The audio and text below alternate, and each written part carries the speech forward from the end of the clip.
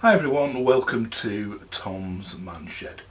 Right, it's quite a quick review today, quick review and quick unboxing.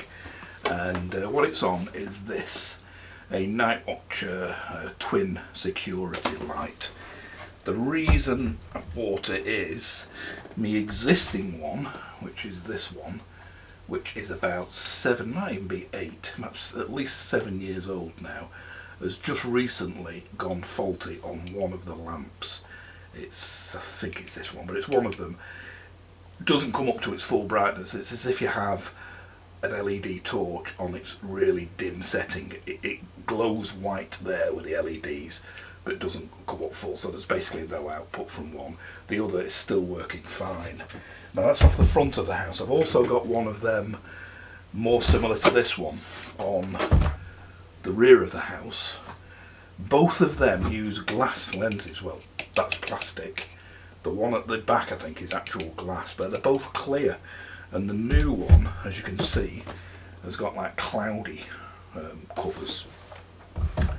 So I go into that in more in detail shortly. But the reason I've bought this make, Nightwatcher, is it's been absolutely fantastic until now, until 7-8 years later. It's never failed. It doesn't go off, give false alerts. It only goes off when it actually does detect movement or heat or whatever. There's no false alerts. It's pretty well adjustable, very sensitive as well, and has proved really reliable. So that's why I bought one for the back as well. That's about 5 years old. That's still going strong, both of them. So hopefully, I'll get 7 or so at least years of this as well. They're $39.99 on Amazon. There's quite a few different makes on there, but all about the same sort of price. This is 2,500 lumens, and that's that seems to be one of the more powerful ones. The reason I like it is that it's so powerful that it fools your CCTV into thinking it's daylight, and your CCTV, or my CCTV at least, switches over from nighttime mode to daytime mode, so you get full colour. So while the light is on, if it's detected movement or anything, as soon as it switches on, I've set it for about 30 seconds or so, 30 seconds to a minute. It's so bright that the camera changes to colour. Anyway, all that will be explained in detail shortly. So let's get straight into the unboxing now. Okay, this is the unboxing of the twin security light from Nightwatch. Now, I know what to expect really, because I've already got 2 of these. An old one and a newer one. But this is the latest one. I'll explain to you in a minute why I'm getting this. But for now, this is just the unboxing.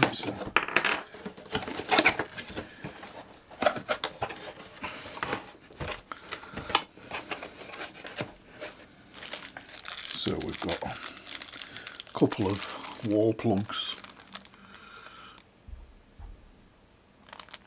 and screws, stainless steel screws. I'll probably use my own wall plugs, and some sort of little rubber cap there. User guide.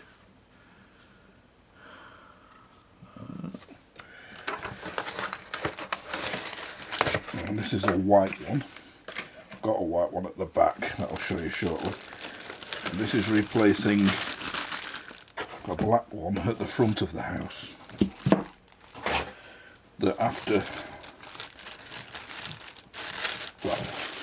I'll explain that shortly. So I'll just keep to the unboxing for this. And that's basically it.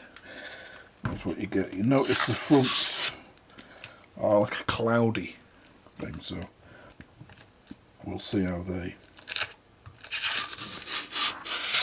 perform compared to the clear glass, but that's the specification of it. 37.5 watts.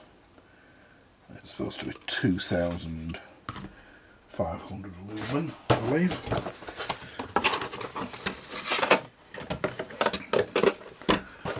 So,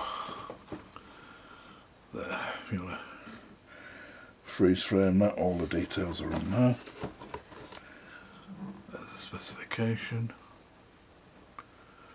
A little bit easier to read.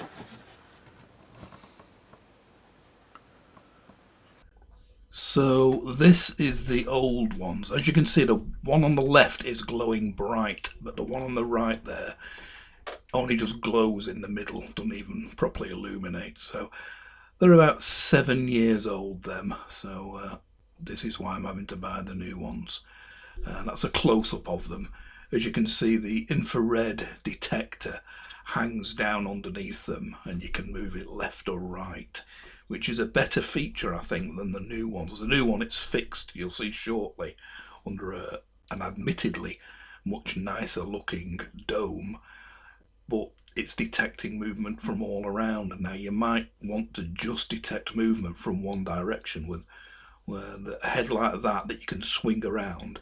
Like in that position only, it would only be detecting movement and heat from the left, not from the right, which can be quite handy if you've got something in your garden that's constantly moving. You can zone in on a certain area, which is something you can't do on the new ones. But you can see they're the old ones, and I think they were 2000 lumens. They were 22 watts anyway, 22 watts power consumption for them old ones. They were about 7 years old, by the way. Okay, here's the newer ones that I got. These are about, I think, about 5 years old. These I've currently got round the back of the house. These are both still working fine. They're the white colour, and they're a later design. As you can see, they look slightly nicer. And they are 40.3 watts consumption, and they put out 3000 lumens. Now again, they've got a movable detection head. As you can see, I've got it swung right over to the left. Now that left is facing the side alley that separates us and next door. So it picks anybody coming up the drive towards my garage and into my house. It's to pick them up. If I swung it the other way, it might detect movement at the where I don't want it to detect it, basically. So I've selected exactly now. Like I said, the new one, as you'll see shortly, hasn't got that feature. It hasn't got a movable head, so you're stuck with it detecting all over. But you can see the controls underneath that. They're the same as the new ones. The amount of time, the sensitivity, and the dusk setting, and that. Again, I'll go through that shortly, what they mean. But that's the ones that are about 5 years old, still working great. As you can see, they have like a clear glass in front of them, which I would have thought was still the way to go. But the new ones, again, as you'll see shortly, have got like a cloudy cover in front of them, which is odd, because I would think that'd hold back some of the light. But that's just the way it is. Both seem to sort of like put out a similar sort of light. Maybe the ones at the front are more widespread. It's more wide beam and less focused than the others, but it's still a pretty wide beam on both of them. So this is how you wire the new ones in. That's the back plate. As you see, the wire comes in from the left hand side through a rubber grommet. I stuck some silicone grease around there to make it come through a bit easier, under the cable clamp and to the 3 pins. Now, yes, I know I've used a red, yellow and blue cable. It was from some central heating wiring cable I had left over. Got earth green straps on it, but I know everything is there. The red is live, blue is neutral, and the yellow is the earth. And it's hidden in the loft and comes down in the meter cupboard, so it's not going to confuse anybody at all. Just for those sticklers out there.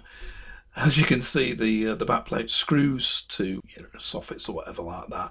The top screw there, the top left, is on a slider, so you can get it exactly level. And well, there's no need, as you'll see shortly, because it just anchors with one bolt, the main light unit in the middle there.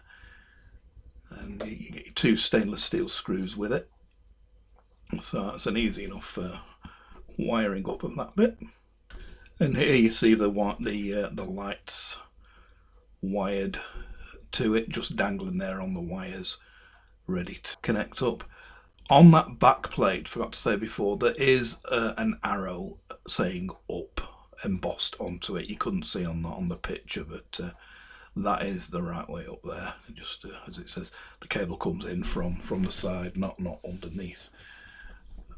So you can see the new lights. They've got them cloudy covers. They look like a lid that you could just clip off, but they're not. That's exactly how the lights are. The infrared and the movement scanner on the pictured on the top there, that will be underneath, obviously. And you've got your 3 little dials that hang down underneath. Now, I forgot to show you in video, but them heads do move up and down. You can probably see they're on like a rotary thing. So you can move them left and right, and you can move them up and down by about 15 degrees. It's not a massive amount of movement, but it does let you position them pretty much wherever you want them.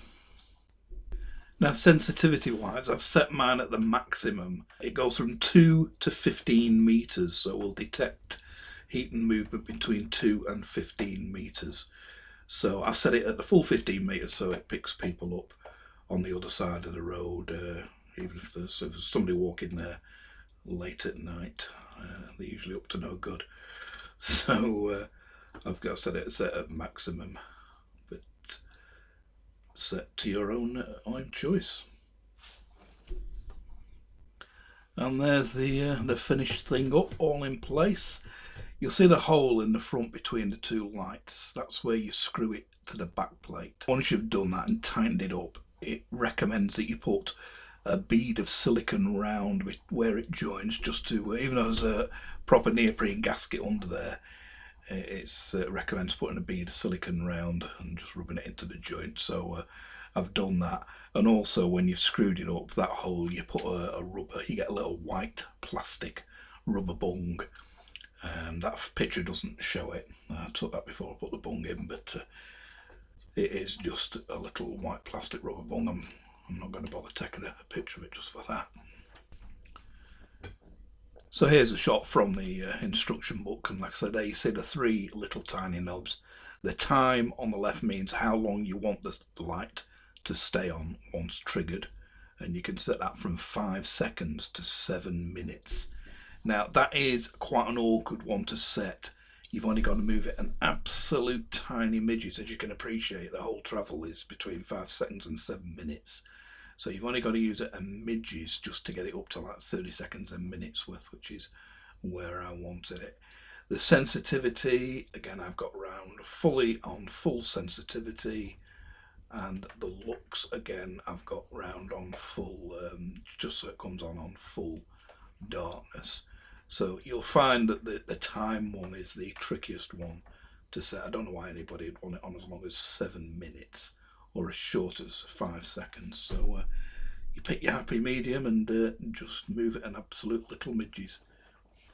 So these are just some video screen grabs now from the CCTV. Now, this was a couple of days before I put the new light in.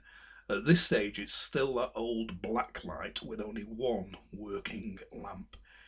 Now, the light has fired now. It's detected me coming home in the car, but there's only the light sort of facing towards the camera that's working. The one that's going away is the faulty one.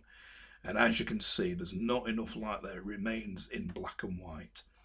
It's better than no light at all, but it remains in black and white. Well, as you'll see shortly, the new one and even this old one, even though it was only 22 watts, it still had enough illumination to make the cameras think it turned to daylight and turned to colour. You'll see that demonstrated now. So here you can see how sensitive it is. That couple just walking on the opposite side of the street have set the new light off. This is the new light now, and as you can see, there's enough light to make the CCTV think that it's daylight and turn to daylight colour mode. The lawn helps a lot because there's a lot of reflected light from that, so that it does help that that's there, that it turns to daylight. But that's just another handy feature when you've got a powerful light. So you can see it's now turned off. I've set the timer for about 30 seconds. It's turned off. And the camera, while it was still in daylight mode, it showed how dark it was. And then it went to nighttime mode. So it's now using the infrared lamps that I use. So here's that previously seen camera angle. And again, I'm just going to set off with the movement detector so you can see it goes. It's so bright again. It tricks the CCTV thinking it's daylight, goes into daylight colour mode. By the way, if you have got CCTV cameras, domed ones particular, that tend to mist up in the rain and you get all sorts of horrible rain splodges, makes the image illegible in a rainstorm. There is a way of getting over it by using separate infrared emitters. I use separate infrared lights now and turn the internal ones off. I go through that in great detail in one of my other videos, which I will link to at the end of this. So if that's a problem you do have with your domed CCTV cameras at night in the rain, there is a solution there. So as you can see, it's gone on now. I've got it set to about, I think, 30 seconds before it shuts off. The froze a bit there, the CCTV. So the light's gone off now. Camera's still in daytime mode with that, and then nighttime mode kicks in that uses the infrared. So there you have it. I hope it was of some use. You can see it's dead easy to install and it works really well. Like I said, the only thing I prefer on the old ones is the this movable head that you can swing round, so it only detects from one direction. You might not want the whole thing scanning, but having said that, there is a diagram on the front of the box there showing you that it's much more sensitive in the middle band there to movement, and as it gets to the outside of that, it's less sensitive. But like I said, on this one you could, when I had it on me, the one at the back, I've got it faced totally that way, so it's only detecting movement from the alley and nothing behind. But other than that, the cloudiness doesn't seem to affect the light output. It's still plenty bright enough to turn the CCTV to day mode, as you saw, and reliability, like I say, it's proved really great, so I would definitely recommend them. There's a British postcode and customer care number on there as well. They're probably made in China like everything else is, but at least it seems to be a British company that you can get in touch with. So if you'd like to see more of these sort of gadget tool reviews and plenty of MG ZS EV reviews, click the symbol for the shed here to subscribe. Plenty more reviews coming up soon, but until then, bye for now.